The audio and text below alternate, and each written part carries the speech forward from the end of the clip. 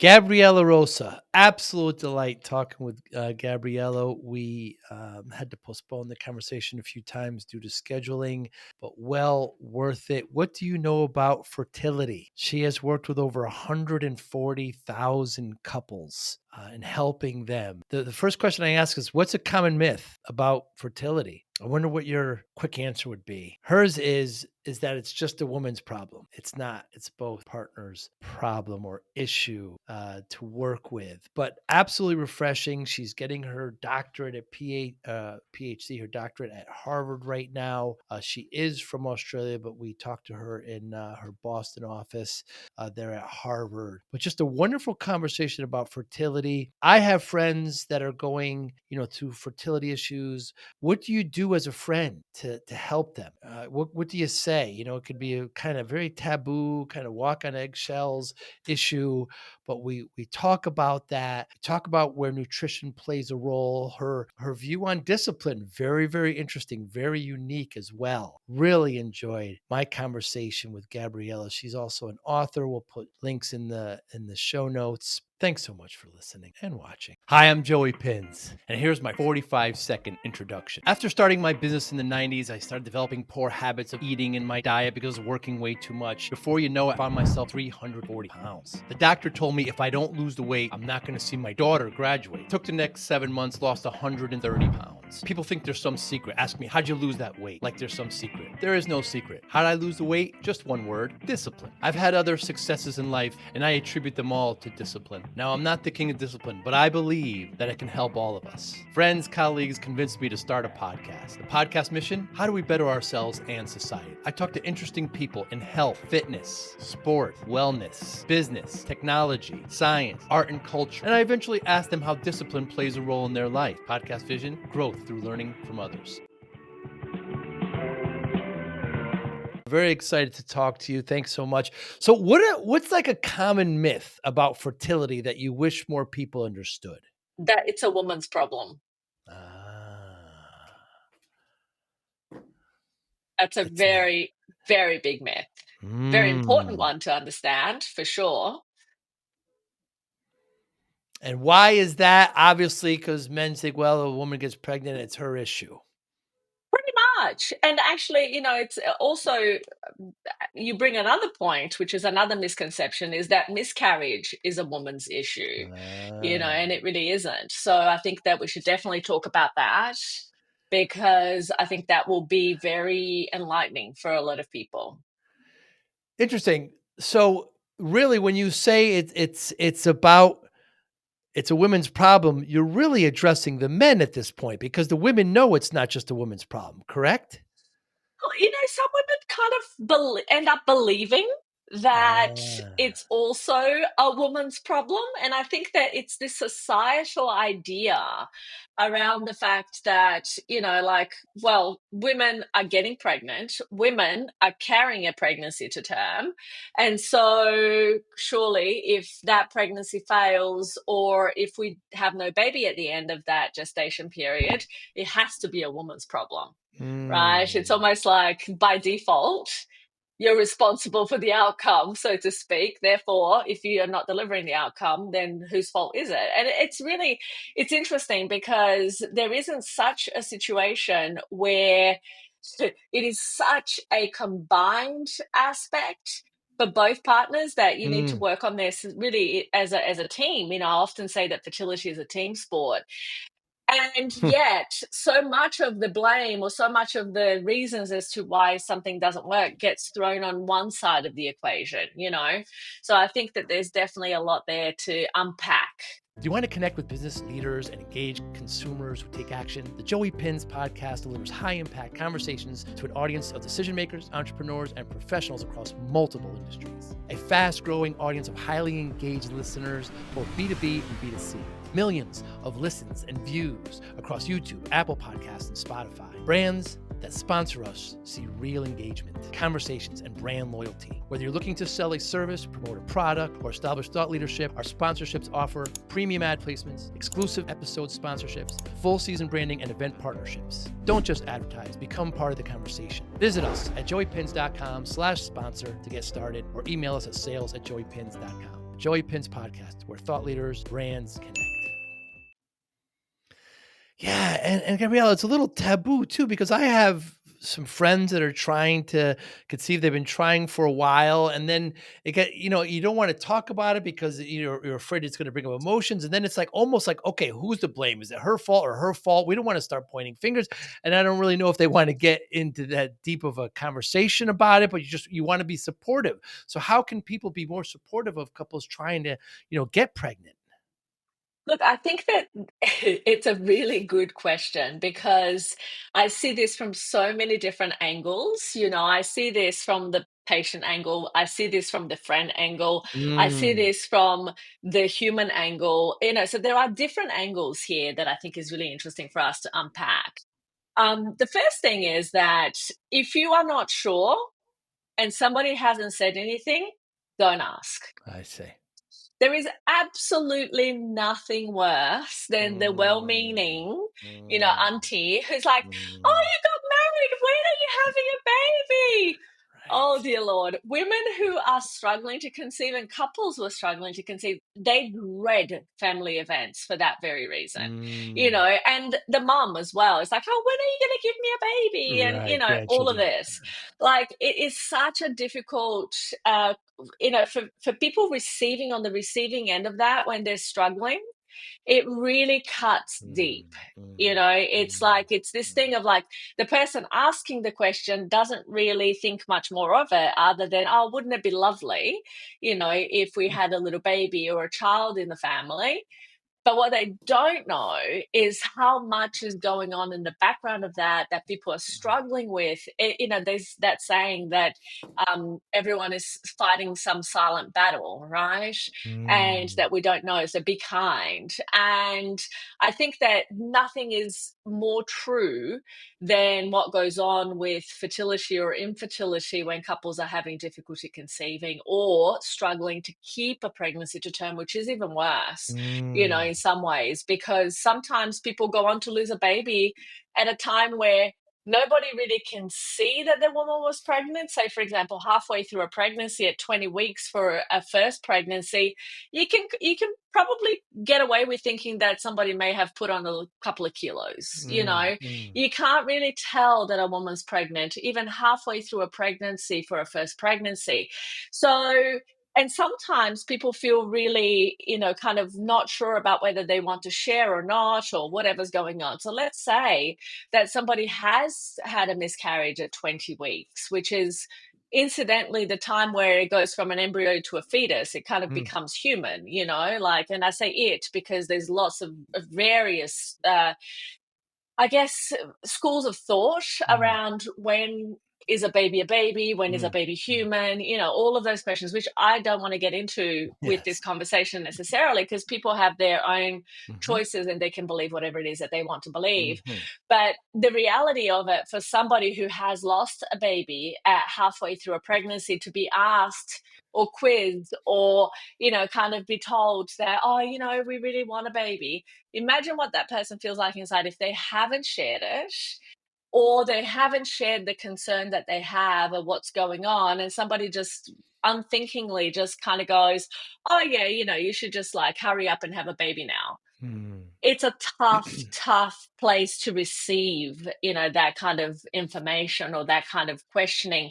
And we don't think about it typically, So the first thing is that if somebody hasn't said anything, if somebody hasn't approached you with oh, we're thinking, we're trying, or we're having this kind of difficulty, just assume that it's not really a topic of conversation that they want Mm, to have. mm. You know, on the other side of that, when somebody might offer information or offer, and I even have, like, on that topic of like, if you're not told, don't ask. I have patients who have struggled to have babies for like 7 years, who haven't Wow. told one soul in their family. And sometimes these people come from really religious backgrounds or societal backgrounds Mm. where they're expected to have children. Mhm. So they've been trying all this time, like hoping this month, this month, this month for 7 years.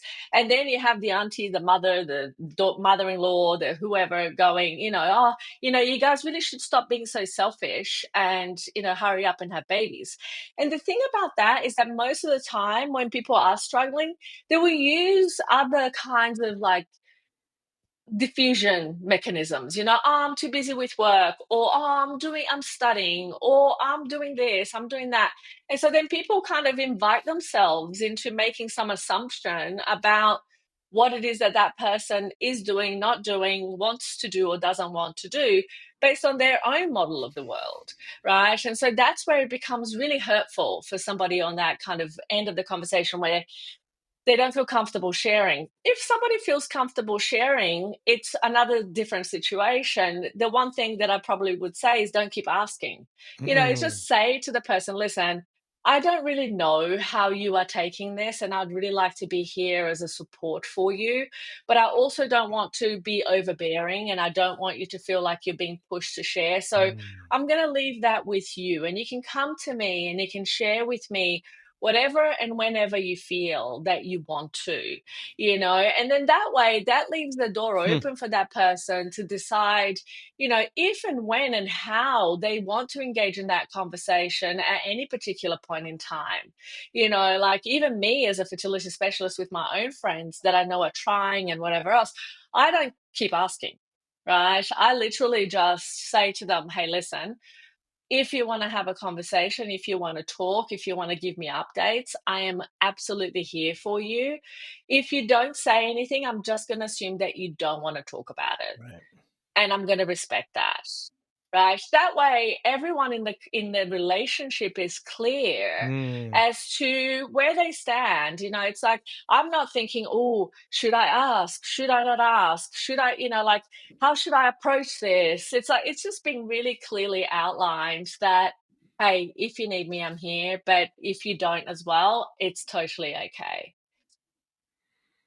I mean, I could speak for some men, and anything that kind of addresses and questions our masculinity, they get very, very defensive and hurt and very cautious. So, I mean, I can only assume, speaking from a man's perspective, that it's similar with a woman. And so, when something like that, the femininity, being able to bear comes into question, or it's very delicate, like you said, and unsolicited advice is probably something everybody should lean away from. Yeah, I think that that's a really great tip. If you take nothing else away from this conversation, I would say that is a lovely summary. And, the thing about it too is that whole idea of even in between couples, sometimes based on what you just said, there Mm, is this kind of almost like stepping on eggshells a little mm, bit, because mm, it's like the yeah, woman doesn't want to upset her husband to question his masculinity, but at the same time she doesn't want to be blamed that this is her right. fault, because really from a perspective of if we're just talking technically, 40% of the reason why a woman will not conceive or carry a pregnancy to term is to do with female factor. Hmm, 40% is to do with male factor. hmm, So, right there, you have a 50-50 split between female responsibility and male responsibility on the ability to get pregnant and keep a pregnancy to term. hmm, So, then you have the remaining 20% of that equation, which is actually embryonic driven. So, it's driven by the embryo that's created by the egg and the sperm, hmm, as well as idiosyncratic, like, question mark, whatevers that could mm, happen along the way.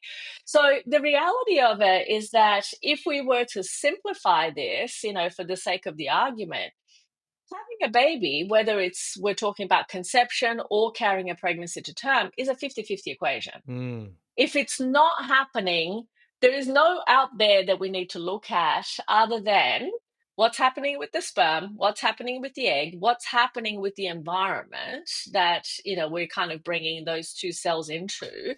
And then, of course, that brings us to the ability to understand where are the gaps, where are the places of opportunity if we're looking at challenges to the outcome that we want to create.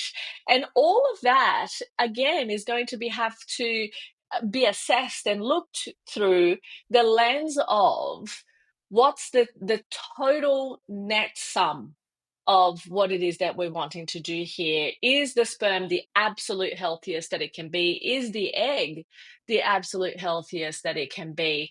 And, when we bring that together, are we nurturing the environment that's going to be able to help with the development of that embryo?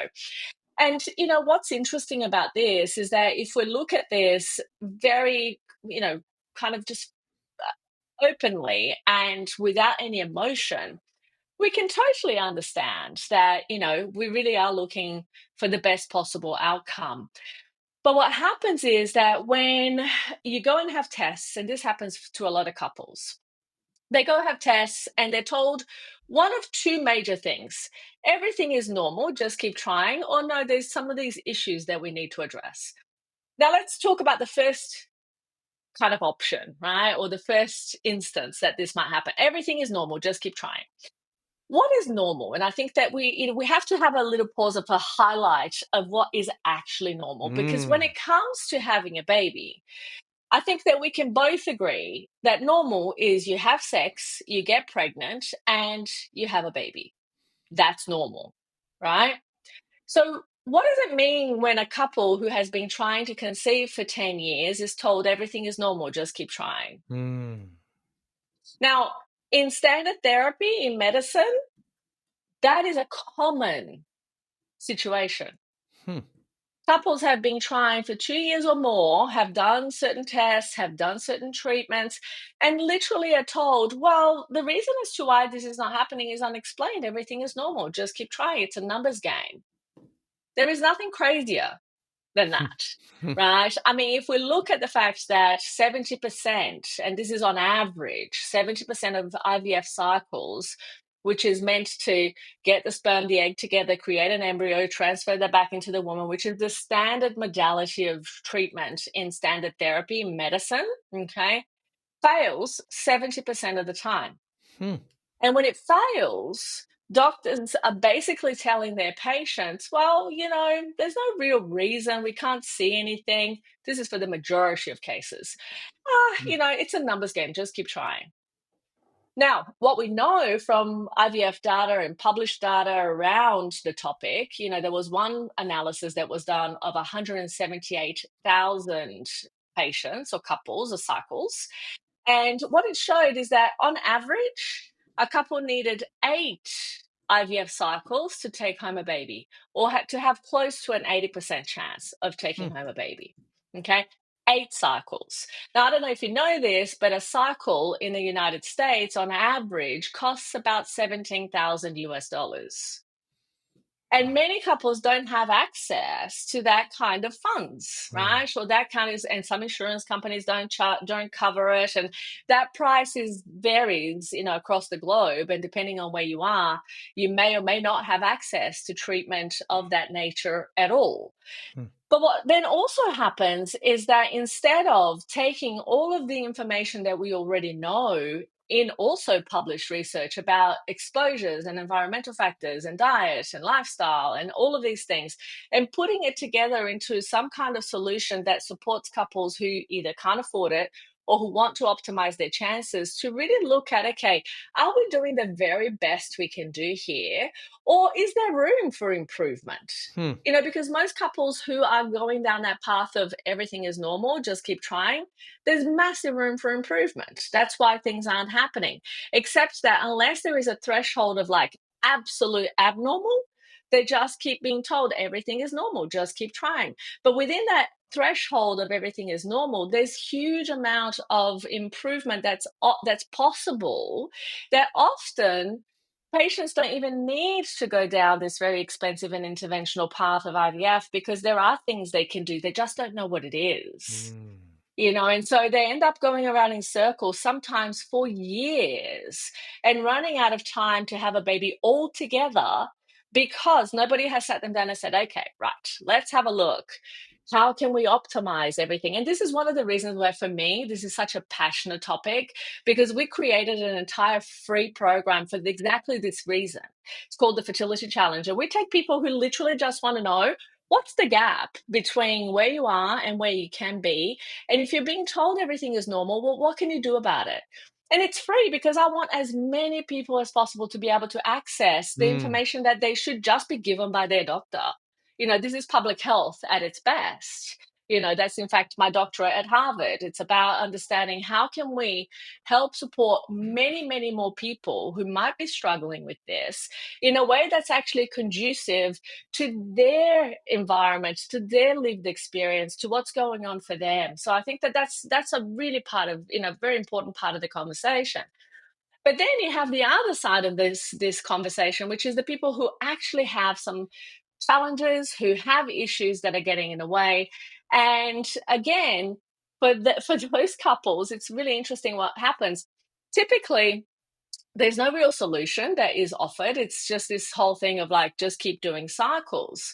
But when that doesn't work, people typically run out of time altogether to have a baby trying. And that to me is the saddest thing, because here they have the money, the time, the energy to do something, but they apply a strategy that doesn't support them because there is nothing better out there. Do you know what I mean? Or Mm. at least nothing better that's fully recognized or implemented into the healthcare system. So this is essentially two of the major kind of situations that couples who are struggling to conceive face. Either there are some, and the very small percentage of those couples in the general population who are trying, 1 in 6 couples typically is having difficulty conceiving, which is a lot. Like we basically, the World Health Organization stats show there's about 48 million people trying to, achieve the outcome of having a baby and struggling. But if you think about that, and what's interesting about that number and that figure is that it almost pales in comparison to our global population, right? Hmm. And of course, from that number, we have to exclude all of the people who are children, who are not at that stage yet, and all of the people who have passed the stage of having a baby. But then you also have to look at, okay, what is happening with the rest of the people who are trying? Most of them are conceiving without trying. Hmm. And this is why, when it comes to this quote unquote normal situation, because most couples in the general population literally take 3 months time to pregnancy or conceive without trying, that's why we hear so much about, oh, such and such had a one night stand and got pregnant, or, Hmm. oh, we weren't even trying and we got pregnant, or, oh, we just decided to come off the pill and got pregnant straight away. Hmm. That's because in the general population, at peak fertility, that's what happens. Nobody has difficulty, nobody Hmm. struggles, Hmm. except when they do. And when they do, that that is where the biggest problem occurs, because our healthcare systems and even society isn't adapted to being able to deal with the challenges in a really effective way. It's able to deal with what happens normally Hmm. in a very effective way, because that's essentially the majority of the population. But for the people who struggle, not only are they struggling, but then they have no real viable, effective, truly effective solutions or a path that guides them to getting that result. And for various reasons, there are many different reasons as to why some people might be trying and struggling. And there are some aspects of what is called quote unquote social infertility, but really those are very minimal cases. And that's where it's such a disproportionate amount of public health funding and healthcare system funding goes to everything else but subsidizing fertility treatment that's effective. Hmm. Because the majority of people will never need that. And with an aging population, what do we have? More cardiovascular disease, more diabetes, more cancers, and so on. So the funding and the focus goes elsewhere, right? And a lot of couples who are struggling and who have been struggling forever almost have to kind of fend for themselves, right? And find ways to advocate for themselves because they're not really being serviced as well as they could. through, the kind of usual means. So there's a lot of different nuance there. And I think that part of this whole situation is that sometimes we need to understand that this is not just a couple's issue, this is also a structural issue. But then when we come back to the couple and what the couple can do, what's interesting there is that, let's say, for example, we have two people who are the same age, okay? And they're nearing 40, and a lot of the patients that come to see us, that's exactly what happens. We know that even when everything is normal, so to speak, when it's being said that that's the case, if they have not conceived within the first 3 times of trying, we know that it only takes like one minor factor, and sometimes a minor factor can be the sperm doesn't swim as well as it could, right? To give us a very kind of, a normal chance to have a baby, to giving us a very low chance of having a baby. One minor factor can add in number of years from 3 months time to pregnancy to 2 years. Wow. Time to pregnancy. Now, at 38, 2 years time to pregnancy restricts you in terms of your family planning. How many children do you want to have? If the normal spacing of having a child is 3 years from birth to birth, which is the recommended by the World Health Organization, well, if you've got a 2-year delay, and then it's more difficult because you're older to get pregnant again, do we run out of time to have a second child? For some couples, the answer is yes. Now, you add a second minor factor to that equation. Now, let's say that we've got some ovulation issues. All of a sudden, and these are basically predictive models that have been built in standard medicine, right? So a second minor factor takes us from 2 years average time to pregnancy to 7 years. A couple at 37 doesn't have 7 years to get pregnant, you see? And so then you add a third minor factor. Let's say that we have, some other, strange little thing that could be that, let's say, phospholipid antibodies, let's say cardiolipin antibodies, which is essentially this kind of, it's actually, interestingly enough, something that if we find, we want to address it because that increases our risk of cardiovascular disease down the track. Wow. So this takes me to another situation, which is cardiolipin antibodies increase the risk of miscarriage, okay? But it also increases clotting. And this is why for cardiovascular disease down the track, it's a problem. So if we find this now and address it as part of healthy lifestyle optimization, let's say, we actually are decreasing the risk of developing certain aspects of cardiovascular disease down the track. And this is why we now see, and there are studies that show that a diagnosis of infertility on its own is not just a diagnosis of infertility. It can be, and it is linked to higher all-cause mortality from all other diseases, including cardiovascular disease, diabetes, and cancer. So it's almost like infertility sometimes can act as a little red flag that calls us to really have to look at, okay, what's happening within the system that we need to optimize so that we can have long-term quality of life. So it shouldn't just be ignored as this numbers game, just keep trying. And instead, it really should be looked at in a very deep way to figure out, okay, well, why is this happening? What are some of the factors that are coming together? Because not only do we have this increase in number of years, the third minor factor that we add to that equation takes us from 7 years time to pregnancy to 40 years time to pregnancy. Wow. Nobody has 40 years to get pregnant. But also, if we're not addressing that as part of a contextual whole, we then end up with a situation where we are going to have, it's not a matter of if we're going to have more likelihood of disease and higher all-cause mortality later. It's going to happen. It is just a matter of time. You see? So that's where I think that, the opportunity that is infertility and miscarriage being left unaddressed actually negatively impacts our chance to be the healthiest version of ourselves later in our lives. And I think that in itself is such an important thing to take into account. Your brand deserves to be in front of the right audience decision makers, entrepreneurs, and professionals who are ready to take action. That's exactly who listens to the Joey Pinz podcast. Thousands of engaged business leaders and consumers tune in every week. Millions of views and listens across YouTube, Apple Podcasts, and Spotify. Sponsors see real impact, higher engagement, brand trust, and conversations. We offer strategic partnerships tailored to your goals, including targeted ad placements, branded guest appearances, multi-episode and event sponsorships. Make your brand part of the conversation. Let's grow together. Visit joeypinz.com/sponsor to explore sponsorship opportunities, or email us at sales@joeypinz.com. The Joey Pinz Podcast, where brands and thought leaders connect. It certainly is. And in your particular journey, Gabriela, where the doctor told you that you had some disease and you probably wouldn't be able, just cavalier the way you describe it, that you probably won't be able to have kids, and of course you have healthy boys now. Can you take us through that? Yeah, I will never forget that moment. Literally, I remember that I had my cycles started to become lengthened. Like I basically was having irregular cycles.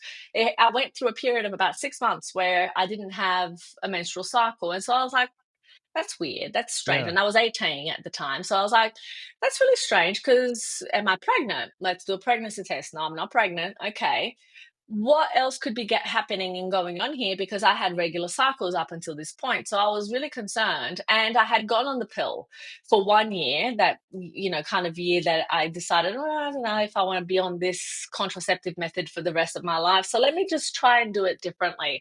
And when I got off the pill, I stopped having cycles. That was when I basically I was Hmm. having my bleeds through the pill, but stopped having cycles altogether when I got off it completely.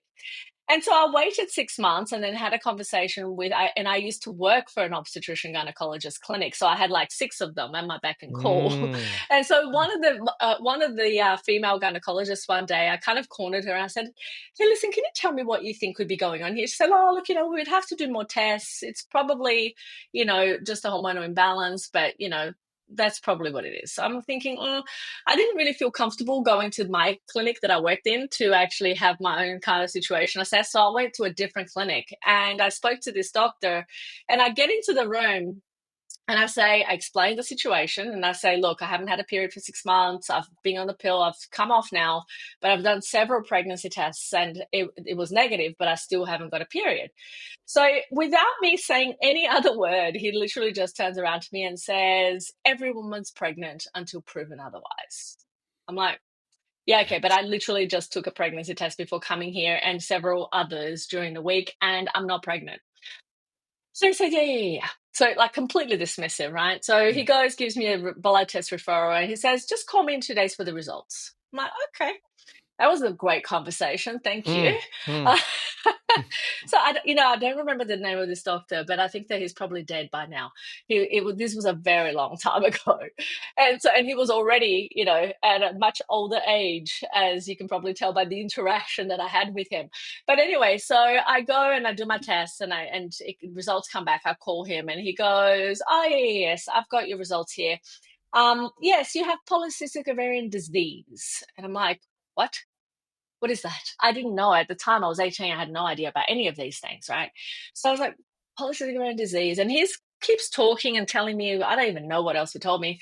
But I know that in that moment, I was like, "Okay, am I going to die?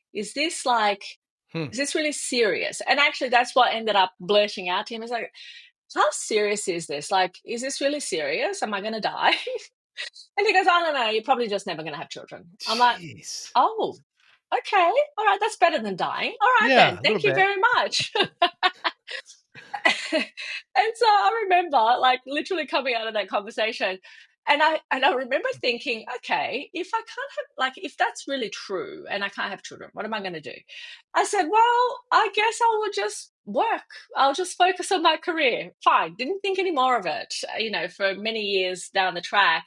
And then when it was time for me I started studying, I became a naturopathic doctor and started going through, the idea of what would I want to specialize in. And that was another fun, kind of conversation with one of my bosses that basically told me that my original idea, I wanted to do something, along the lines of pediatrics. And he's like, "That's a terrible idea, Gabriela."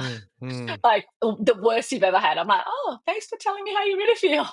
But actually that turned out to be a really good piece of advice, because he said, "Look, in pediatrics, your patients aren't your patients and your patients can't speak." So, Mm. your patients are not your patients. Your patient is kind of the parent of your patient, and your patient can't speak. Mm. So it's like, ooh, it's a challenging one. So I was Mm. like, that's good advice. Thank you. So then I went back to the drawing board and decided, as I was going to clinic hours one day, there was this poster that said natural fertility. I'm like, fertility, that's what I'll specialize in. So that's essentially, Wow. that's how it happened that I Wow. got kind of down this kind of rabbit hole, so to speak.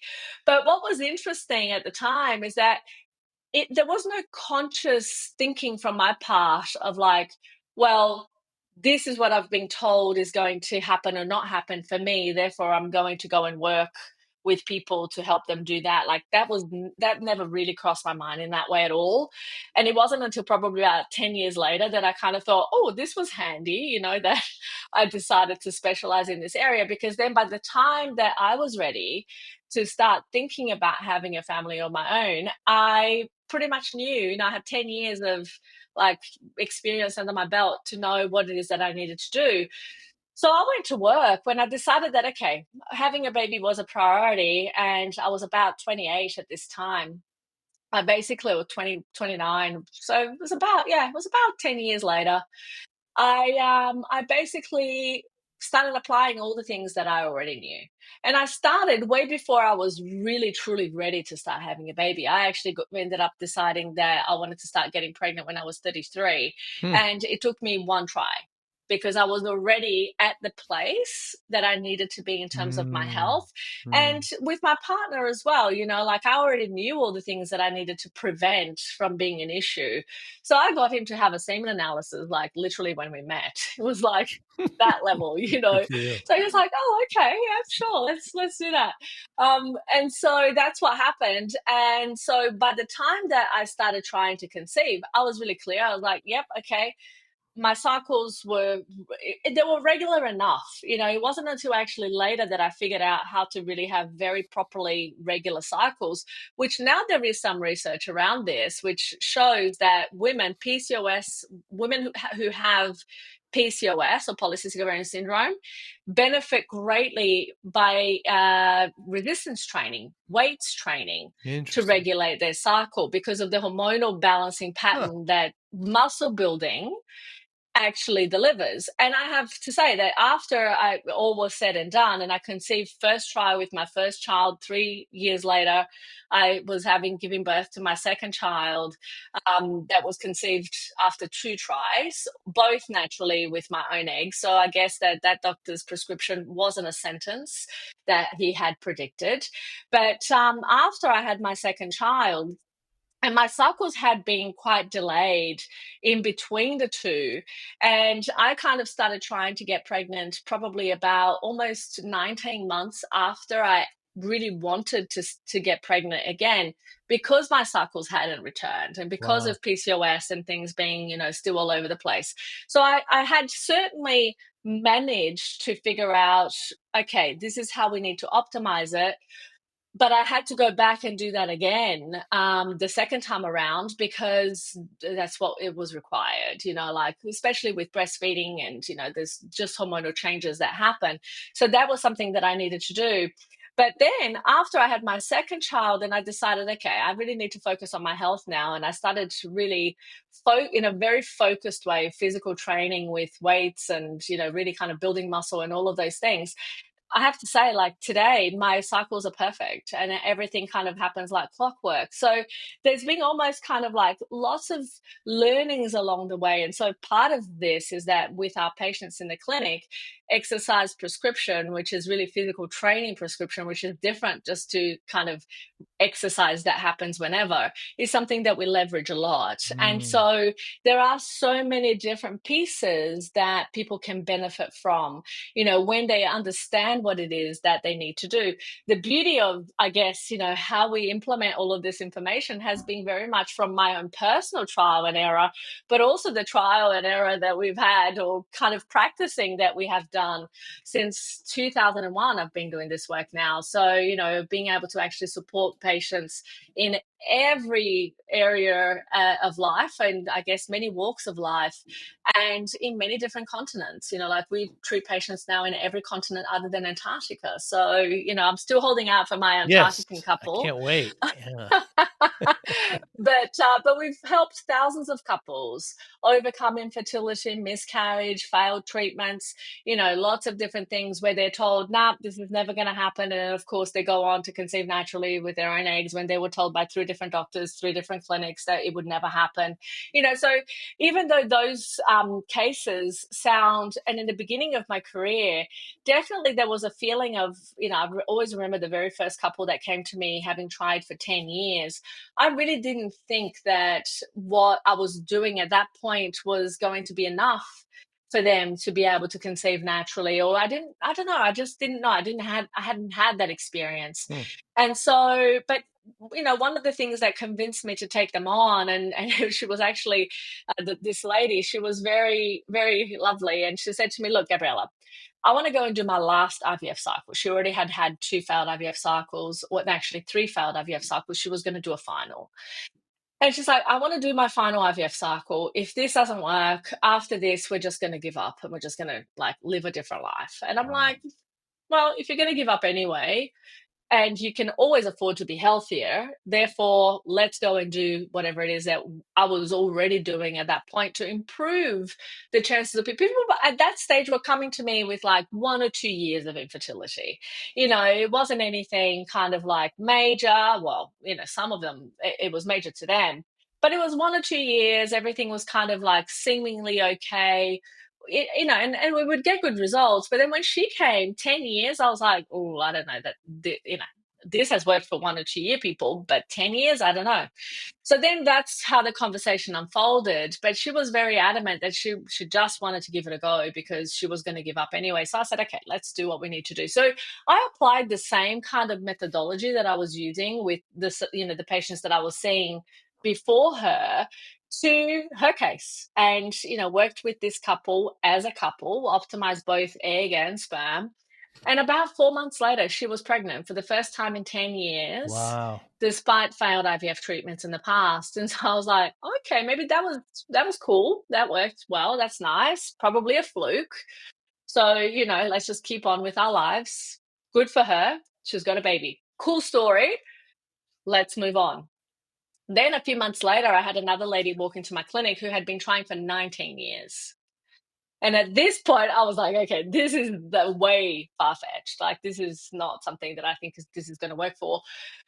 But, I did talk to this couple and I said, look, I don't know that I can help your case. And I don't know if this is going to be enough and it's going to work. Clearly, you've tried so many different things over the past 19 years. And they really had tried not only IVF, but other natural treatments and lots of other different things. And so basically, I said to them, I said, look, this is what happened with this other couple. They were trying for 10 years. You can try, let's see. About 5 or 6 months later, same outcome, same result. She was also pregnant naturally Wow. with her own eggs at the age of 44. So I was like, okay, there's probably more to this. And at that point, what I Hmm. then decided was okay, well, maybe these are kind of these fluke cases that just happen to walk through my Anecdotal. door. Sure. But maybe there is something to this, and so that really got me very curious. And that was the beginning of something that I didn't know at the time was actually a complete revolution to what we did. So, because what happened was, as a result of those 2 cases, I thought, you know what? I think that I'm just going to start focusing on helping people who have been trying for more than 2 years and see what kind of result and response we get. Hmm. So then I started this process of, changing everything that we did, really focused on people who were trying for more than 2 years. And I started to attract all of these different people from different countries, and that's kind of how this became this global thing. That at the time I was just these 2 people were literally from our local area. And so when I started marketing as, we only help people with more than 2 years of infertility, I started having people from different places and different countries. And so that was a time where I was like, okay, let's see how this goes. And around 2013, I then had my first child. So I was like, okay, I can't continue seeing 60 patient hours like I was doing before. So I need to do this differently. And that's when I then decided to completely shift my clinic into a telehealth model. way before the pandemic. So in Mm. 2013, I was doing like, I mean, first we were treating people via phone. From 2003 to 2013, we used to do a little bit of telehealth, but just different cities. And literally, there was no video conferencing like there is today, you know. Right. So I was literally like on the phone with these people for a couple of hours, you know, for a Wow. consult. And I'll never forget one of my patients who now actually works in the clinic with us and supports the emotional support, one of the emotional support people for our patients in the clinic. She was one of those patients who, at the time, she was in a different city. I was treating her over the phone. She came to me for her second child. She had had 6 years of infertility, and she came to me for her second child. She ended up having three more children through the program. So she ended up with four altogether. But I didn't meet her and know what she looked like until her second child, like, wait, 2 years after Wow. I started treating her, because we used to do this thing on the telephone, you know. And so that's essentially how that was really funny. I just remember that now. But basically, after 2013, when I decided that I needed to change the way that I was working, because I couldn't literally be sitting in front of people for as many hours as I, you know, was able to before, I decided to really solely focus on people who were having difficulty conceiving for more than 2 years, and the entire service went to telehealth. So Hmm. then we started having the majority of our patients come from the US, UK, Australia, but really every continent thereafter. And that's kind of how we got to be where we are today. It really Hmm. was not a by design, you know, it was literally by a lot of different little steps. I think that it's Steve Jobs that said that you can't join the dots looking forward.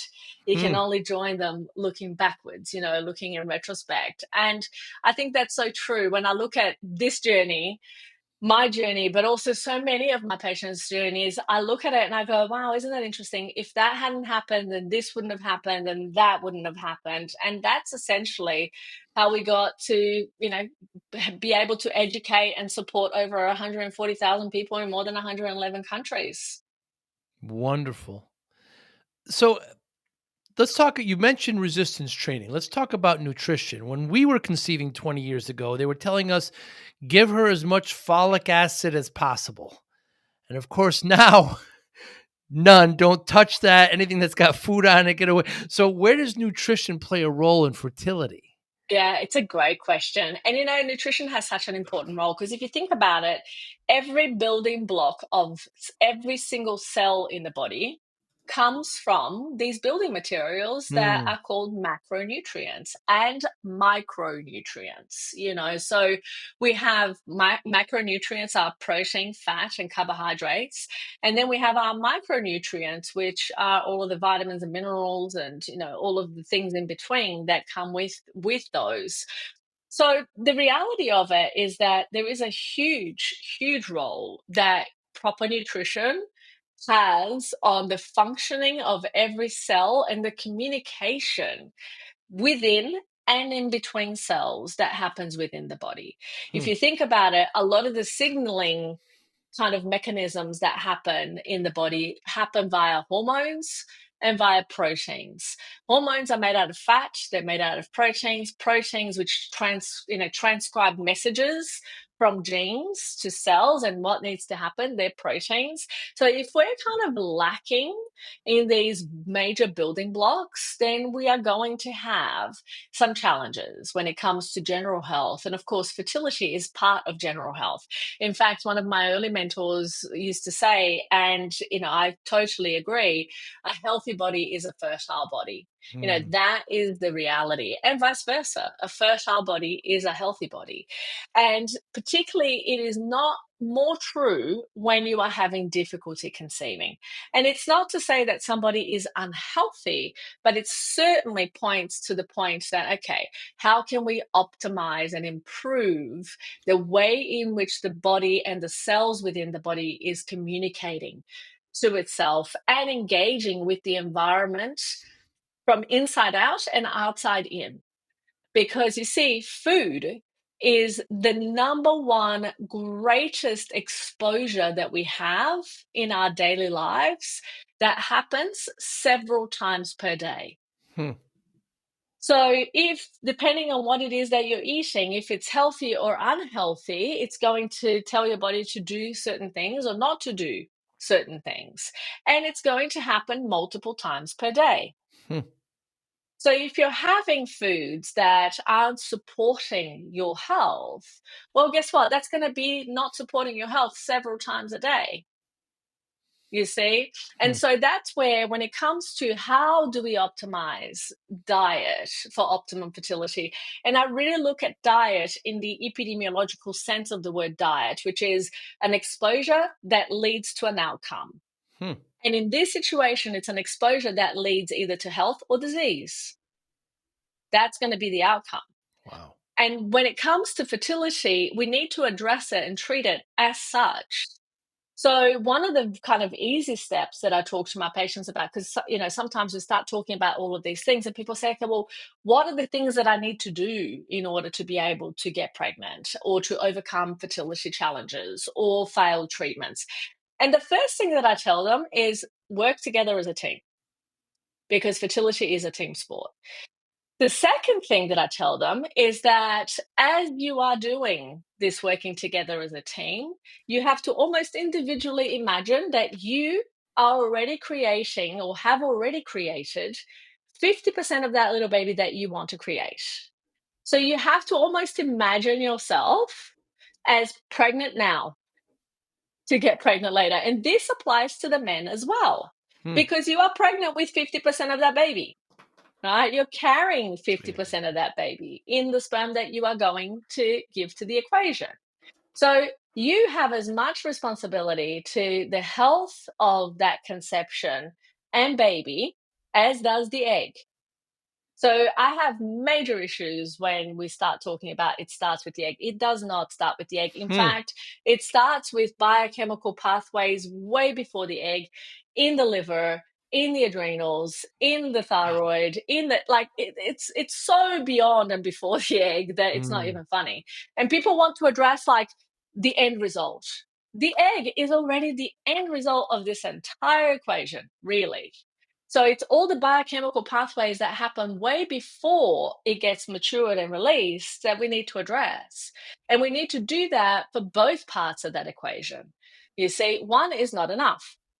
So in acting pregnant now to get pregnant later, I then ask people, think about this. And if you have fathered a child before, or if you have been pregnant before, or if you would like to, I'm sure that if I ask anybody on the street, if you were pregnant with a baby right now, what are all of the things that you would absolutely start doing or would absolutely stop doing to safeguard the health of your baby? Hmm.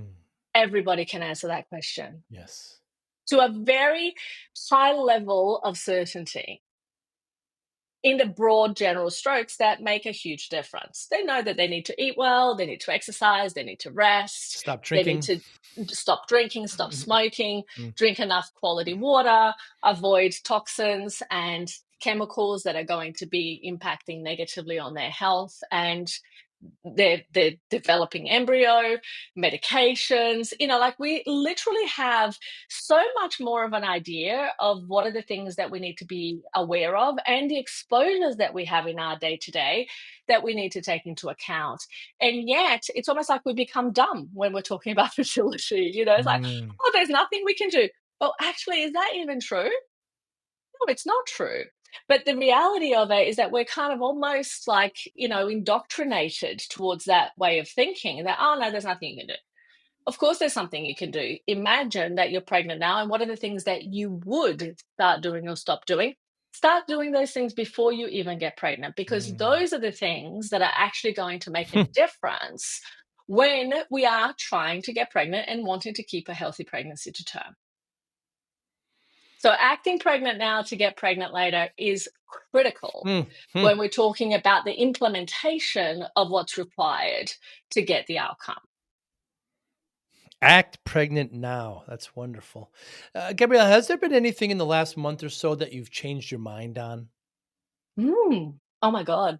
I change my mind on so many things about in so many different ways, from the color of something that I like to, you know, like what time I should go to sleep and what kind of exercise I should Mm, do. But do you mean specifically regarding fertility, or do you mean just anything, in general? anything. Thing. Oh my God. Now you put me on the spot.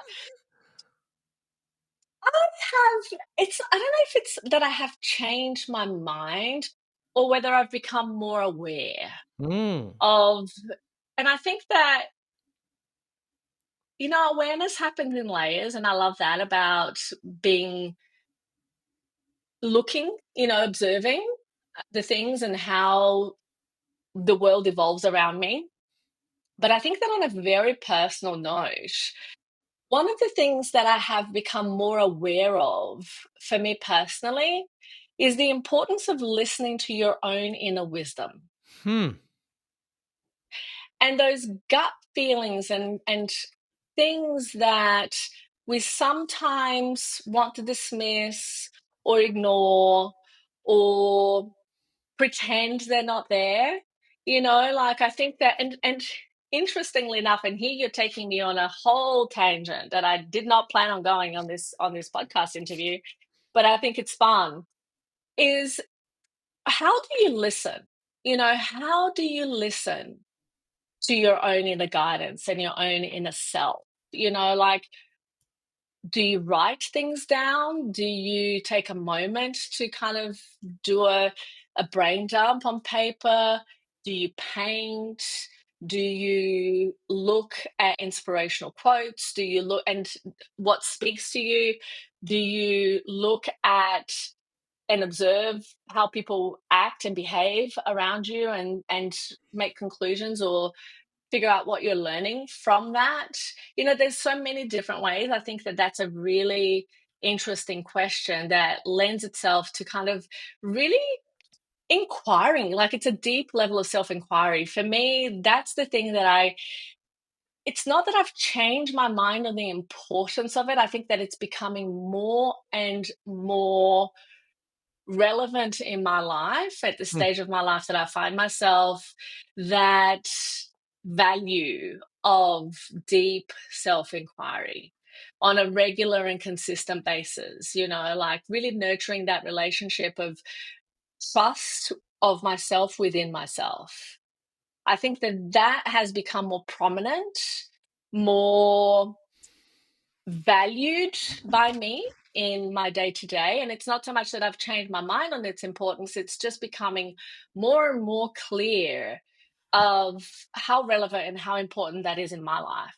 hmm. So that's been something that has been a shift lately that I've really noticed, in that need to kind of really deeply self connect and connect with my inner self in different ways to what I have done up until this point in my life. Because it's when you're very driven, and I have always been very driven, very like, okay, I have Mm. a goal and an objective, and I'm just going to go for it, and I'm going to do whatever it takes.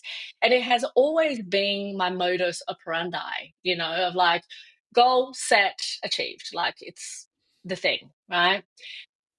And I think that many people will probably relate to this. At some different stages in our lives, we start to look at things that we used to value before and go, it's not that they weren't valuable, but Mm. it's like, I just value something else more now, you know? Priority shift. And yeah, there's a priority shift. There's also an awareness shift, which I think is really valuable because I think it's so important to self question, and kind of go, do I still really love what I say I love? Do I still really want what I say I want?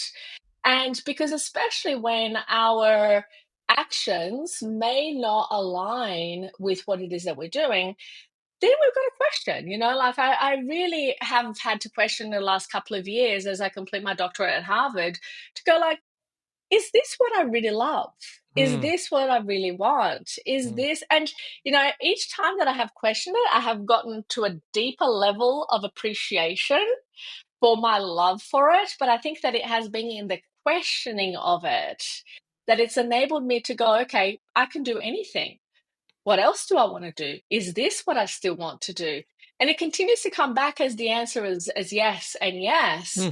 But the way in which I want to do it has shifted so many times over the years. And so being aware of this kind of internal self-talk that often goes on without awareness has been a really, I don't know even how to describe it, like delightful way of experiencing my day to day that really has enhanced and heightened my awareness Hmm. to a shift of mind, that, or consciousness, or whatever it is that you awareness, whatever it is that you want to call it, that I didn't quite connect with before. Hmm. So that's been interesting. What a wonderful epiphany and notion. So, Gabriela, I started my business in the 90s. I was working way too hard, not paying attention to my own self, put my health like in the back seat. Next thing I know, I'm in front of the doctor and I'm at 340 pounds. And she says to me, if I don't lose this weight, you're not going to see your daughter graduate. Mm. Scared, how did I let this happen? Driving home angry with myself. I've done this to myself.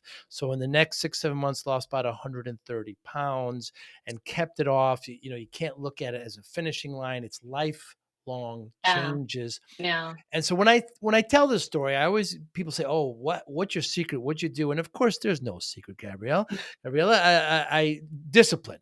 That's how I lost weight. That's how I kept it off. Motivation, some routine, etc. All under what I put under discipline. I wonder how discipline plays a role in your life, Gabriela Rosa. That is a great question, and I think that discipline is a funny. I think every single person has a very interesting relationship with discipline because I think that, and again, it comes back to this kind of conversation of awareness because discipline can be many things in different ways. And I think that it serves and it hinders both at the same time. I see my mom. My mom is the kind of person that, like, she sets her target and she will not deviate from the target, Hmm. disciplined as discipline comes. Wow. But sometimes we'll kind of ignore her own kind of warning signs of what she needs to Oh. feel to feel the best that she can along the journey of actually achieving and going for whatever ever it is that she sets her mind to. So I've looked at that, and I've looked at other forms of discipline where people, they do they set the target, they set the course, but they may deviate slightly on the way from getting there or the time frame of getting there, taking into account what else is important to them in that moment of their life. So I think discipline has an incredible role. I think that when people are not aligned in, like I just said before, with what they say they want and Hmm. how they're acting, Hmm. there's usually some cognitive distortions that are playing a role in between those two places, right? There's usually some reason as to why, whether it's a emotional factor or a limiting belief or whatever it is that you want to say. Most people will work towards, think about it, the things that we say we truly want and that we really feel excited about and aligned toward are things that what we say and what we do align together. Hmm. When what we say and what we do don't align, we have to question, do we really want this goal? Is this our goal? Is this my goal? Or is this somebody else's goal? Because you see, for you, you wanted that goal with heart, mind, soul, everything, because you knew the objective was to be around for your daughter's graduation. You Yeah. knew the cost of not having your actions align with your objective, with your goal. You knew the cost of that so deeply that you decided to figure out whatever it took to align your actions with your objective because they meant enough to you to do so. Hmm. There was enough emotional congruence with the goal that discipline was easy. Hmm. It wasn't like it had been before, where, I really have to do this, but I don't really feel like it. We had a purpose, a reason, a time frame, and it was on. right? And so that's what I think most people miss. It's not even in the discipline of the doing, it's actually in that alignment that brings the discipline to just be a matter of course. Like, if you know you want if you know you are on a journey of a marathon and your objective is to finish the marathon, you know that if you stop, you're not going to finish it. You know that if you go back home, you're not going to finish it, Mm. right? You know that if you end up going over there, you might finish a different marathon. And if that's what you want, that's cool. But if the objective is to finish this particular one over here, we know that the action needs to be aligned with the end result. And if at any point we find ourselves deviating from that, then the question is, okay, is that what I really want? And if so, why? And if not, why not? Mm. And making a different choice at that point is totally valid. And it's totally perfect, because the awareness, sometimes we start on a goal and we realize halfway through that that actually wasn't my goal. It was society's goal for me. Hmm. And I don't wish to continue down that path. I actually want to change my goal. And then you change your goal, and then all of a sudden, your actions are aligned to the objective that you have. So often, when we find ourselves having difficulty with self discipline, we really have to understand, what is it that's creating that misalignment? Is it that I don't really want this? Is it that I'm afraid that if I get this, it's going to have other negative repercussions in my life, and therefore I avoid doing the things because if I get there, it's going to be a problem? Do I value this relationship that I'm in so much that if I lose 50 pounds or 100 pounds, I'm not going to be no longer fitting into the system of the family or the relationship or the things that we do in our day to day, because that's actually going to take me out of alignment with this person, and I value this and not losing my 50 pounds or 100 pounds or whatever it is. Hmm. So, sometimes it's those misaligned incentives that cause the appearance of not having discipline. But I tell you what, you can get anybody who likes to play video games, and I can guarantee that you don't have to force them to play video games. They are totally and utterly aligned to sitting in front of the computer or the game or whatever it is for 12 hours in a day without blinking. Mm. They're totally aligned, right? And so, what else are we aligning or not aligning to or misaligning to that's creating the idea of lack of discipline?